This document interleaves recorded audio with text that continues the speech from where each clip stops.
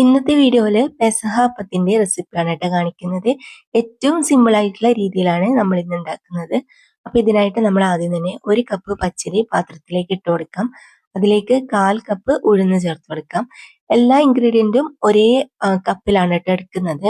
അപ്പൊ ഇനിയിപ്പോ നമുക്ക് ഇതിലേക്ക് കുറച്ച് വെള്ളം ഒഴിച്ചിട്ട് ഇതൊന്ന് സോക്ക് ചെയ്ത് വെക്കണം.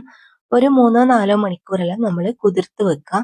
എന്നിട്ട് ഇത് നല്ലോണം കഴുകി വൃത്തിയാക്കിയിട്ട് നമുക്ക് മിക്സിന്റെ ജാറിലേക്ക് ഇട്ട് കൊടുക്കാം. ഇനിയിപ്പോ നമുക്ക് ഇതിന്റെ കൂടെ തന്നെ 1/2 കപ്പ് തേങ്ങ ചേർത്ത് കൊടുക്കാം. നമ്മൾ പച്ചരി എടുത്ത അതേ കപ്പിൽ തന്നെയാണ് കേട്ടോ തേങ്ങ എടുക്കുന്നത്. ഇനി നമുക്ക് 1 ടീസ്പൂണ് ജീരകം ചേർത്ത് കൊടുക്കാം.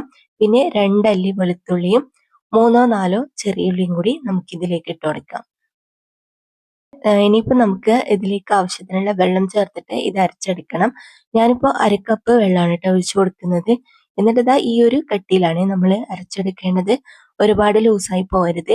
എന്നിട്ട് ഒരു സ്റ്റീലിന്റെ പ്ലേറ്റിൽ കുറച്ച് ഓയിൽ ആക്കിയിട്ട് അതിലേക്ക് മാവ് വെച്ചിട്ട് നമുക്കിതൊന്ന് സ്റ്റീം ചെയ്തെടുക്കണം.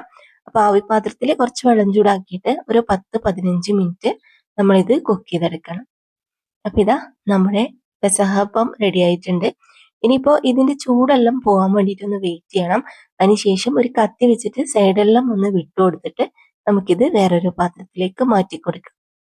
അപ്പൊ ഇതാ നമ്മുടെ പെസഹാപ്പം റെഡി ആയിട്ടുണ്ട്. ഏറ്റവും സിമ്പിൾ ആയിട്ടുള്ള രീതിയിലാണ് ഞാൻ കാണിക്കുന്നത്. അപ്പൊ നിങ്ങൾ ഉണ്ടാക്കുന്ന രീതി എങ്ങനെയാന്നുള്ളത് താഴെ കമന്റ് ചെയ്യണേ. ഇന്നത്തെ വീഡിയോ നിങ്ങൾക്ക് എല്ലാവർക്കും ഇഷ്ടമായിട്ടുണ്ടാവും വിചാരിക്കുന്നു.